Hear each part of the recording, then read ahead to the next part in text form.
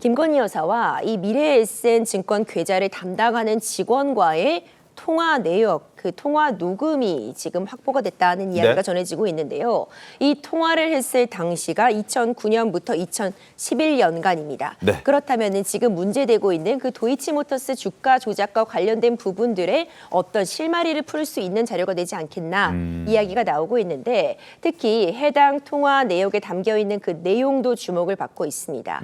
이 도이치모터스 주가 조작과 관련해서 이 주도한 컨트롤 타워로 지목되고 있는 것이 블랙펄 인베스트라는 곳인데, 김건희 여사가 이 계좌를 맡기면서 블랙펄 인베스트먼트와 굉장히 높은 수수료 계약을 체결했다. 그러니까 40%의 이익의 40%를 이 운용사가 가져가는 계약인 거죠.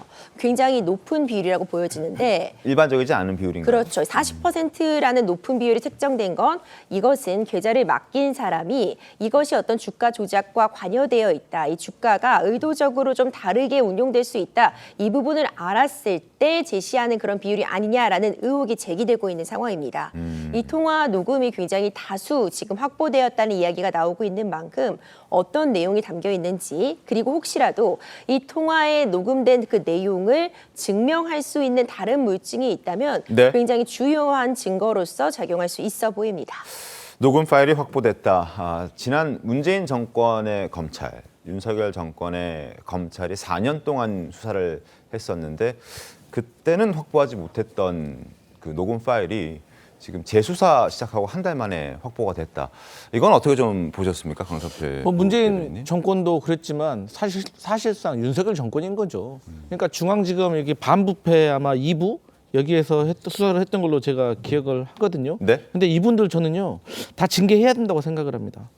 왜냐하면 반부패 2부 조상원 4차장이 그 대표 검사였는데, 아니 나중에 그 블랙펄 인베스트먼트 압수수색 해가지고 김건희 파일 나온 거 아닙니까? 거기에서 주가를 매매했던 것들, 잔금 나왔던 것도 다 있었는데 결과적으로는 김건희 여사하고 연관성을 인지하지 못했다. 그래서 김건희 여사가 주가 조작을 인지하지 못했다는 걸로 결론 내려가지고 불기소한 거 아니겠습니까? 그런데 말한 대로 4년 6개월 동안 중앙지검에서 못 찾았던 것을 서울고검이 2달 만에 찾아낸 거예요. 녹음의 내용을 들어보면 수백 건이 있다는 거 아니겠습니까? 그리고 김건희 파일에 있던 그 수치를 언급했다는 거예요. 그렇기 때문에 이것은 수사가 더 진행되고 또 수사 이후에 재판까지 가봐야 되는 겁니다. 지금은 무죄 추정의 원칙에 의해서 저는 혐의와 의심을 할 뿐인데, 어쨌든 나중에 이것이 김건희 여사가 주가 조작을 인지했다는 것을 밝혀진다면 저는 과거에 수사했던 이 검사팀 전 징계할 수밖에 없다 이런 생각합니다. 윤재님 위원은 어떻게 보셨습니까?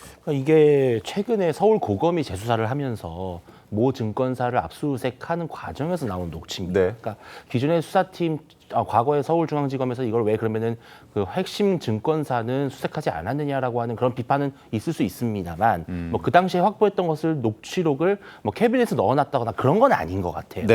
근데 제가 봤을 때는 이제 서울고검이 이렇게 재수사를 했다면 이 육성 녹음 파일이 수수료를 무려 40%나 준다고 하는 것은 일반적인 주식거래라면 어떤 사람이 자신의 주식거래를 위탁했을 때 40% 수수료를 주겠습니까? 좀 뭔가 석연치 않은 부분이 있다라는 것이고, 저는 김건희 여사가 빨리 조속히 지금 뭐 지병으로 인해서 치료를 받고 있긴 합니다만 치료가 어느 정도 좀 마무리가 된다면은 조사를 받는 것이 맞다. 그렇다고 계속 피한다면은 더더욱 의혹은 짙어지고 결국은 기소로 갈 수밖에 없는 수순이다라고 보입니다. 인처 소장님, 이렇게 보통 주식 증권사에 위탁을 맡겼을 때 보통 수수료는 어느 정도로 통상적으로 주고받습니까? 이게 사실은 이 통상적이냐 그리고 이제 대주주냐 사적이냐에 따라 조금 다르긴 합니다. 다르긴 하지만 이제 개인 간 거래일 경우에는 이제 보통 증권사의 통상 수수료가 있어요. 굉장히 낮습니다. 몇 퍼센트 정도 되죠? 뭐 0.02, 0.03. 그 수수료라는 게 이제 경쟁이기 때문에 일반 개인 1,400만 개인 투자자한테 적용되는 수수료는 굉장히 낮지만 그러나 고액 자산가들 이건 짬짬이거든요. 페널티 여기에서 인센티브를 주겠다. 두 자릿수 이상 수익을 내면 더 많은 인센티브를 주겠다라고 계약을 하기 때문에 그건 각자 개인 이 역량에 따라 다릅니다. 경우에 따라서는 40%를 줄 수도 있다는 말씀이신 거네요? 그건 좀 과도하죠. 그건 과도하다. 아, 알겠습니다. 경제 전문가께서도 그 부분은 과도하다라고 말씀해 주셨는데 수사 상황을 좀 지켜봐야 될 것 같습니다.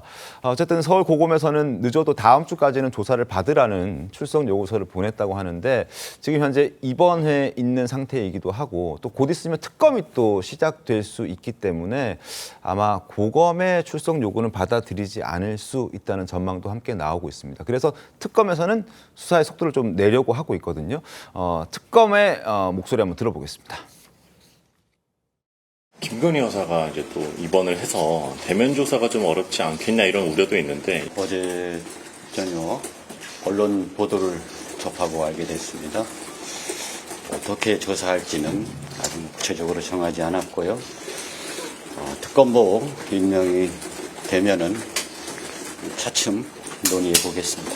대면 조사는 어쨌든 기본적으로 필요하다는 생각을 좀 갖고 계실까요? 글쎄 어느 시기일지는 모르지만 조사가 이루어지리라고 생각하고 있습니다. 민중기 특검의 목소리를 확인했습니다. 어느 시기일지는 모르겠지만 조사가 이루어질 것으로 생각하고 있다. 일단 입원해 있는 상태잖아요. 아산병원에 여러 가지 병으로 인해서 어떻게 그 입원해 있는 게 변수로 작용할 수도 있겠죠. 그렇죠. 단기간으로는 변수로 작용할 수 있습니다. 지금 당장 어떤 대면 조사가 필요한 상황이다라고 한다면은 입원해 있기 때문에 대면 조사를 하기 어려울 수 있어요. 네. 실제로 조지호 전 경찰청장 같은 경우에는 치료가 필요한 상황이었기 때문에 병원에 방문해서 조사가 이루어졌던 그런 사례도 있었습니다. 하지만 이번 기간은 이제 장기간으로 이어질지 아니면 단기간에 치료를 끝낼지 이 부분이 아직 확정이 되어 있지 않은 단계이기 때문에 조금 더 지켜볼 필요성이 있어 보이고요. 그리고 한 가지 더 이 대면 조사라고 하는 것은 수사의 어떤 전체적인 과정을 보자면 네. 가장 마지막 단계라고도 볼 수 있습니다. 그러니까 사실관계가 다 정리가 되고 네. 어떤 부분을 집중적으로 직접 물을 필요성이 있는지 다른 진술에서의 어떤 모순점을 발견할 만한 부분이 있는지는 어떤 수사가 어느 정도 마무리돼야지 가능한 부분입니다. 특검이 이제 본격적으로 시작이 된다고 해도 네. 이미 수사가 어느 정도 진행은 되어 왔지만 특검 자체적으로도 다시 한번 정리하는 그런 시간은 분명히 가지리라고 보거든요. 그렇다면은 아주 급한 부분은 아니다. 그렇기 때문에 치료를 마치고 충분히 대면 조사에 임할 수 있는 그런 시기적으로도 네. 가능해 보인다. 이렇게 평가할 수 있을 것 같습니다.